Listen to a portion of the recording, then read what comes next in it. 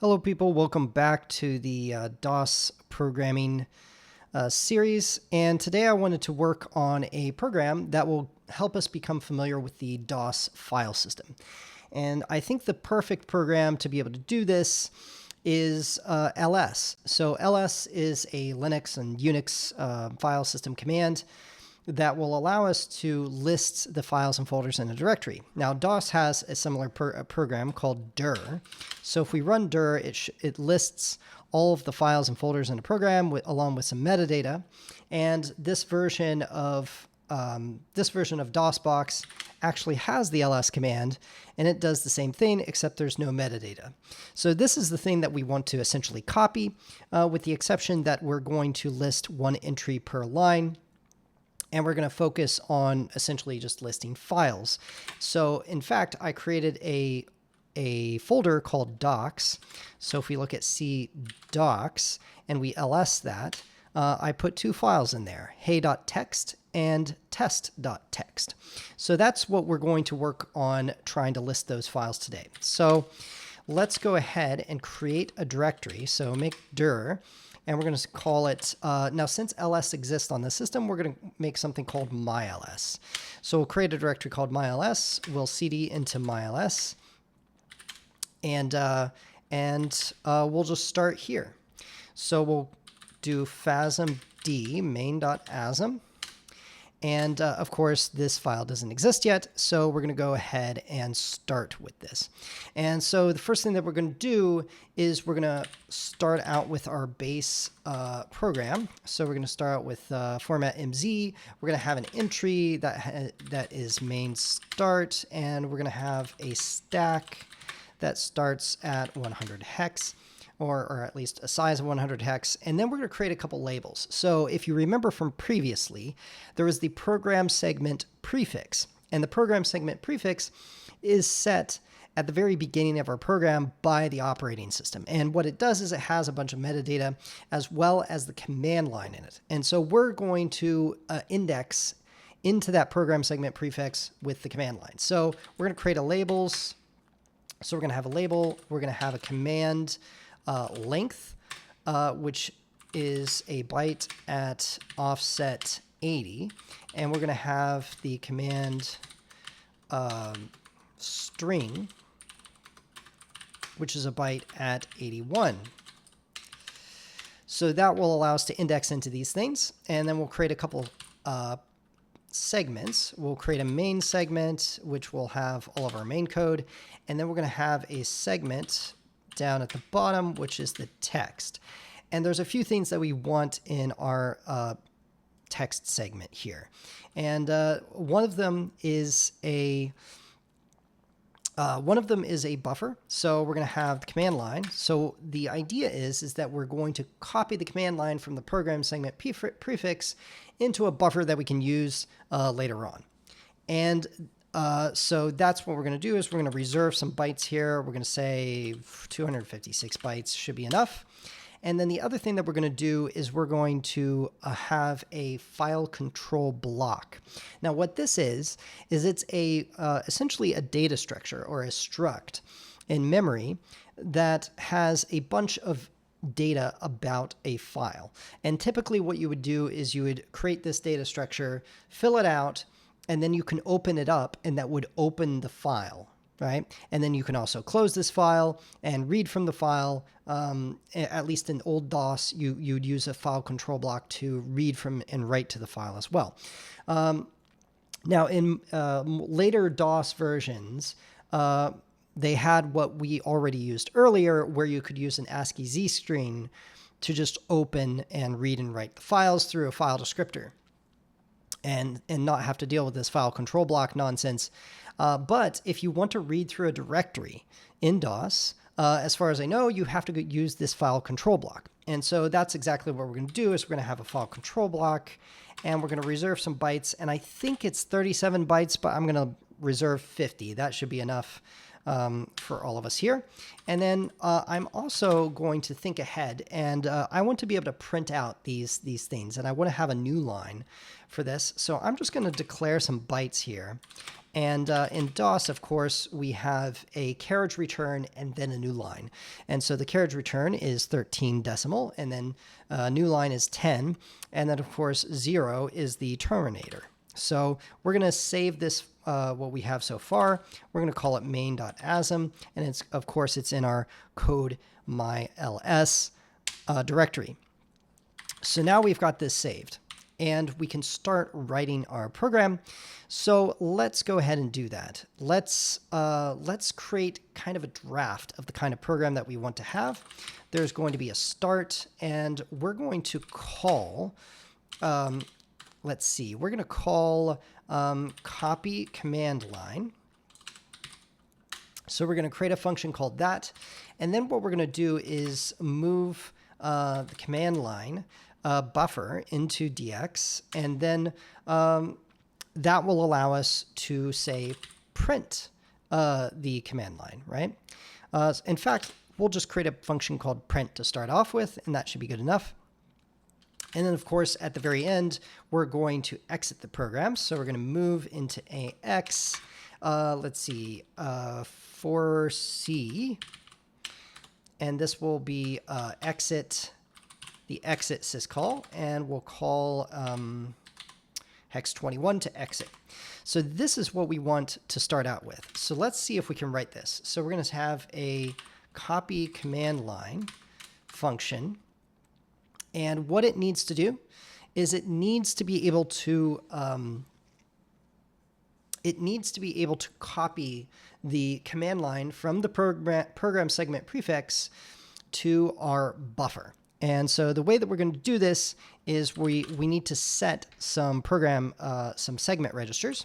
So we're going to push the text, the address of text segment onto the stack, and then we can pop it off into the extra segment register. Because the ES register is actually a source register for an instruction that we're going to use a little bit later. So we're going to zero out the CX register. Then we're going to move into the lower byte of the CX register, the command length, the value at command length. So this is the length of the command line string. All right, so then the next thing that we can do is we're going to load the effective address into SI of the command string. So, of this command string. So what this does is it takes the value of the command string, but it says that we're going to load the effective address of this value into SI, and that will be our source. So address of command line string. And then we're also going to load the effective address. We need to have a destination register, the buffer that we're going to write to. And of course, that's going to be the command line. And so we're going to say we'll call this the destination buffer. All right. So then we can compare CX with 0. So we're going to check for the empty string. And then we're going to say if it is 0, we're going to jump to the end of this function, right? So we're going to have a label called end.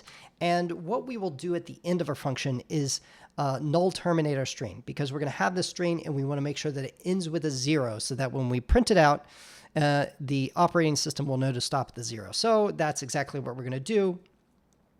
And let's go ahead and do this. So let's see, how do we do this? Let's go to copy command line. So let's move the byte of the ES. Actually, it's got to be like this. So the ESDI register, right? So we're going to move that into 0. So we null terminate the string.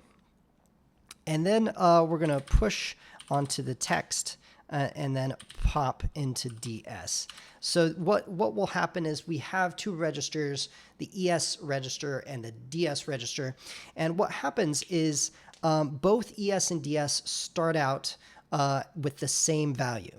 And so the ES and DS registers start pointing at the program segment prefix, right? Or at least the program segment prefix is at the same segment as those that they're pointing to. And so what we're doing is at the beginning of this is we're setting this text value, and we're setting the ES, or the extra segment register, to be the destination, right? So the ES is going to be a destination, and that's why we have ESDI is going to be the destination that we set to 0, right? At least for a 0 terminator. Okay. And so then when we're done, we really don't need to work with the program segment prefix again. In fact, since we're going to be printing these strings and all of these other things, we want this DS register to be the text value anyway. So we're going to go ahead and do this so that way we don't have to do it elsewhere. Okay, so then we're going to return. So after we've done this, now what we need to do is we have the length of the command line string. We've got the address of the command line string, and we've checked whether it's empty. So now what we can do is there tends to be at least one space that is in front of the command line string that is automatically put there, or at least when you're typing the name of your program, what happens is you type the name of your program, and then typically you type a space, and then there's other things that you type after that. And so what we're going to do is we're going to skip the spaces. Now, we could have a more robust program that looks for every kind of white space, but we're just going to look for regular spaces as just an illustration. So let's go ahead and create a skip space a kind of little subroutine, and we're going to compare the byte at DSSI. Remember, this is our source, and we're going to compare that to a space. So compare to space. And then what we're going to do is we're going to jump, if that's not 0, to copy string.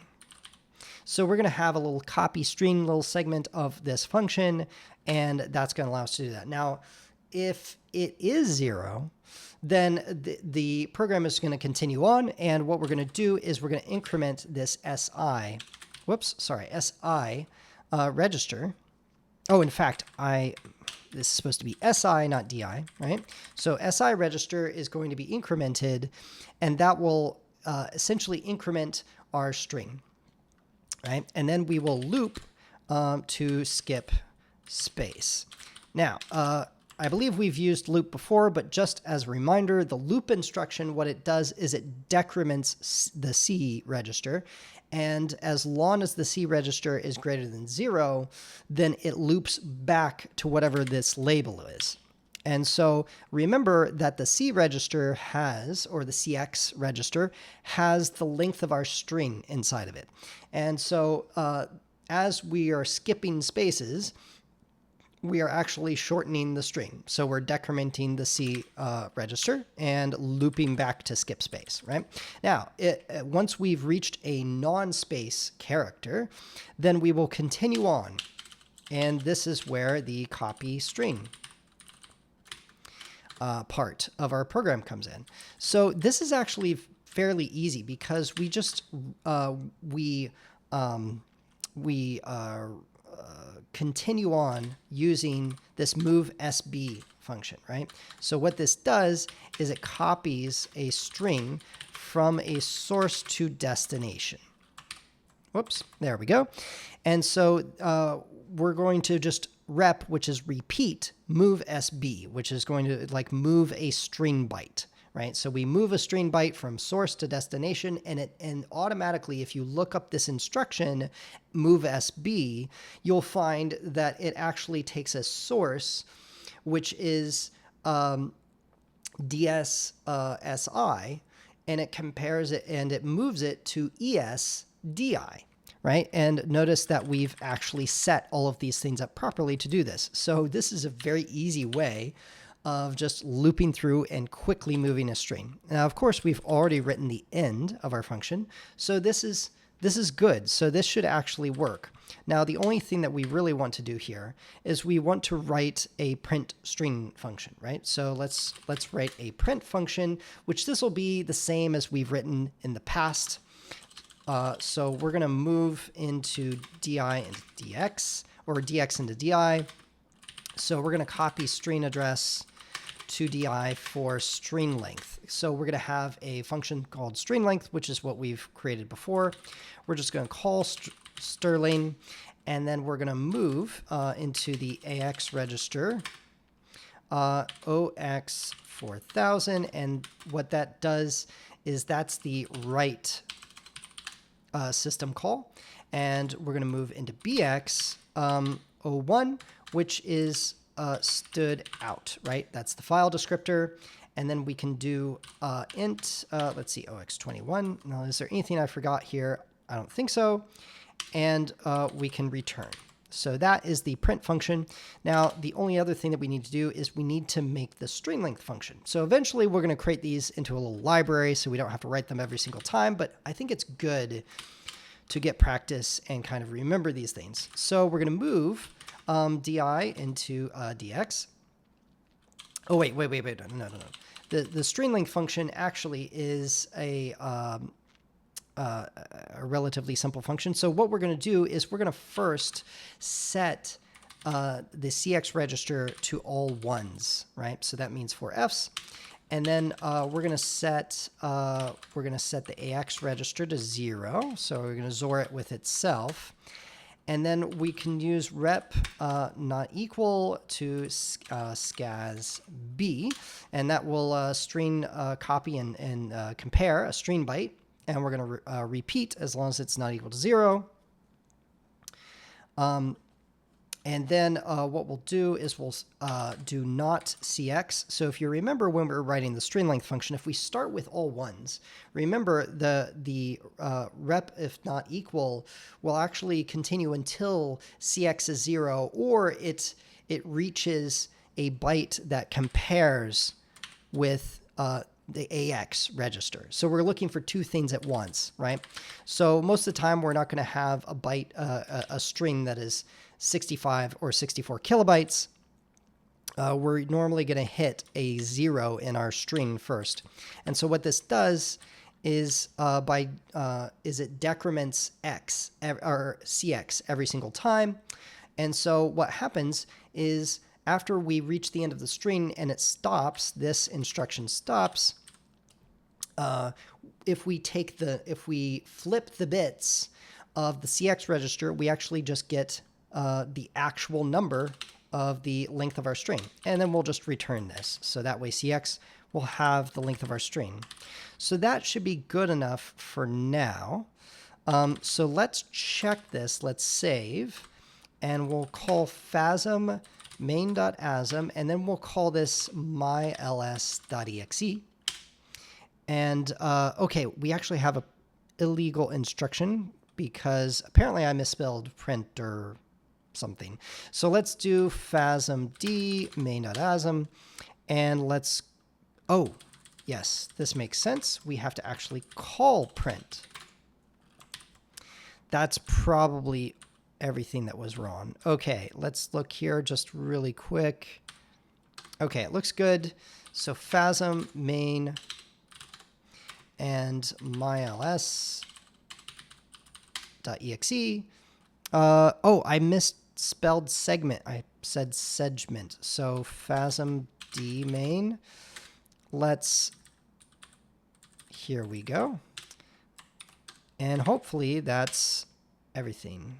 Almost. Sterling, undefined symbol Sterling.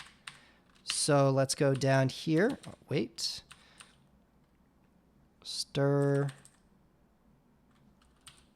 Length. I think that's, yeah, there we go. There we go. So that works. So myls exe, and then we're going to say cdocs, and then we should be able to even give it a wildcards. So we printed our command line. So we've successfully printed our command line. Now we're not looking up our directory yet, but we've copied and printed the command line. So let's do that. Now the next thing that we want to do, FASM main.asm. Oh, FASM, whoops, didn't want to do that. So let's delete main.exe, FASM D main.exe. Okay, so the only other thing that we want to do is we want to have a print line function, right? So we already have print, but since we're going to be printing a bunch of these files right after another, we want to actually just have a new line after it. So let's create a print line function, and it's just going to call print. But then what we're going to do is we're going to move the address. So we're going to copy into DX the new line address. And then we're going to move into CX the length of the 2 characters that we want to put in. Then we can do move into AX, OX 4000, which will just be right. Move into BX, which is standard out. And then we can call int hex 21 and return. So now if we go back up here, we should be able to call print line, and now there should be a new line after we compile this. Okay, so my ls exe docs star. So then there's an extra new line. So that's good. So that's exactly what we want. FASMD main.asm. Now we can continue on. So now we're going to have to learn about the file control block. So we've got this file control block here, and we're going to create a function where we say list files, right? That's what we're going to call it. Let's call it list files. And the way that it's going to work is we have to set our disk transfer area address, right? So right now, the disk transfer area is set to the program segment prefix, which is at the top of our program. Now, we want to have our own disk transfer area because we do not want to overwrite the one that the operating system gave us, because it uses that later on for when we close the program. So we're going to set this disk transfer area. And so what we do is we set the disk transfer area, and we set it with a file control block that we have. And so the instruction to do that, let's see. So the instruction to do that is we set the AX register with hex, 1A.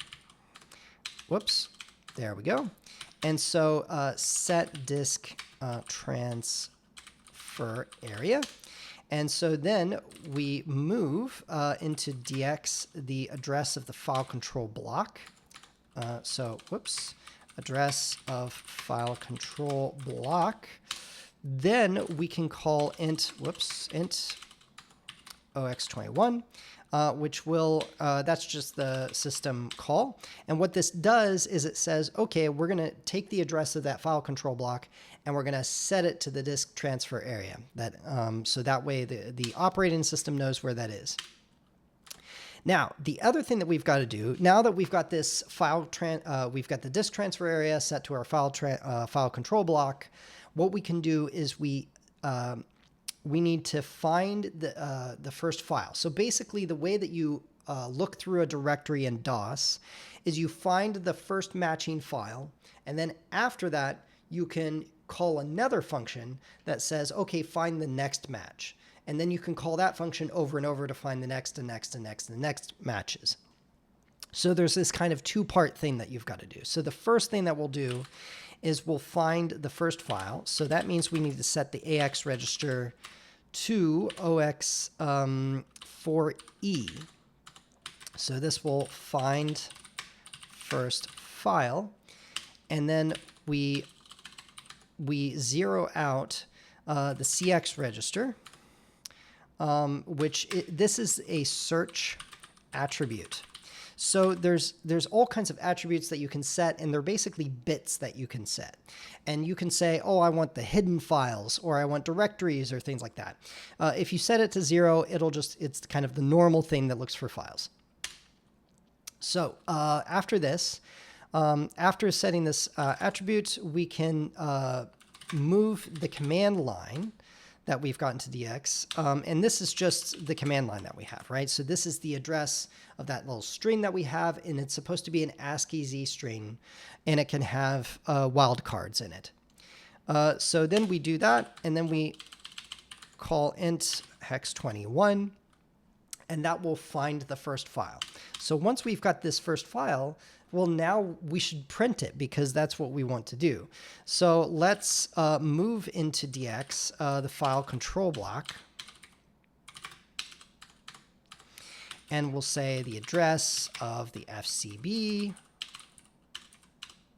CB. And then the next thing we'll do is we want to, what we want to do is we have this file control block. And a certain number of bytes into this structure is the actual file name, right? So we found the first matching file, and it's now filled in with this file control block, and there's all kinds of data, like the last time it was updated and all of this, but we want to find its file name, right? And that's basically at the end of the file control block, and that is hex 1E bytes in, which I think is 30 bytes. So we're going to do this. So we're going to say AX is OX1E. So this is the offset. So offset of the file name. And then we'll add this to DX because DX has our file control block, and now we're going to add to it. So we're going to add AX onto it. And so add AX to DX. And now we can say call println. So now DX essentially has the address of the string we want to print. So we can just call println, and that'll be good. And then essentially AX should be 0. I believe it should, we can keep, if we call this function and there happens to be some error, I believe AX is actually set to a non-zero number. So that's what we're going to do is we're going to compare AX with 0. So check for error, and then jump if not 0 to the end, right? So we're going to have an end of this function, which really is just return because we're going to be done. Now, the next thing that we're going to do is we're going to, we have now printed the file and we've checked for the error. Now we can do the second part, which is find next. Okay, so to find the next file, we're going to move, the function for this is hex 4F, I believe, right? So find next file, and then we're going to move, oh, actually, we can just, that's all we need to set, because everything else is set, and we can just call int21x, and that will find the next file, right? So then what we can do is we can compare this AX, of course, with 0. So check for error, and then jump if not 0 to end. And then what we can do is we want to print this entry out, right? So it's not an error. Let's print the entry. So let's do the same thing that we had above. We'll get the file control block. So this is address of FCB. And then what we'll do is move into the AX register, OX1E, which is the offset, offset of file name. And then we will add into DX AX. So add AX to DX. And then we can call, println, right? And then jump. So after we've printed this entry, we want to go back to the next find next until we get an error. So we can unconditionally jump to find next. So there we go. So that should be everything that we need for our list files function. So what we can do now is we can say call list files.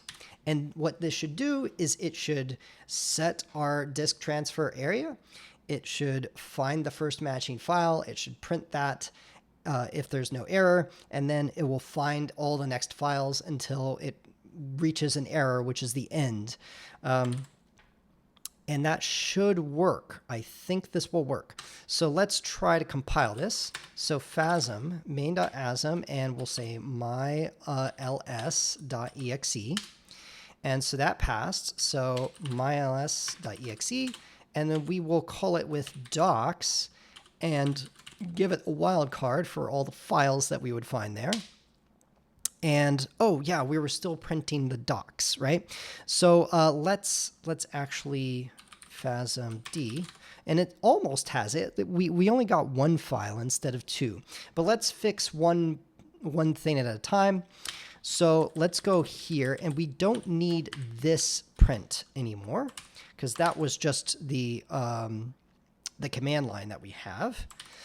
Now let's see, what else is there anything that seems wrong here? So we have the list files, we get the FCB, we find the first file, and then we search for the attribute, and then we get the address of the FCE, offset of file name, add, and then we print line. We check for error. Oh, you know what we should do? We should probably check for an error at the beginning of finding that first file, right? That's what we should do. So let's go over here and paste. This is what we should have. And then we call println, and then we find the next file, right? So AX4F, OX4F, is that correct? Yes, 4F, N21, AX00.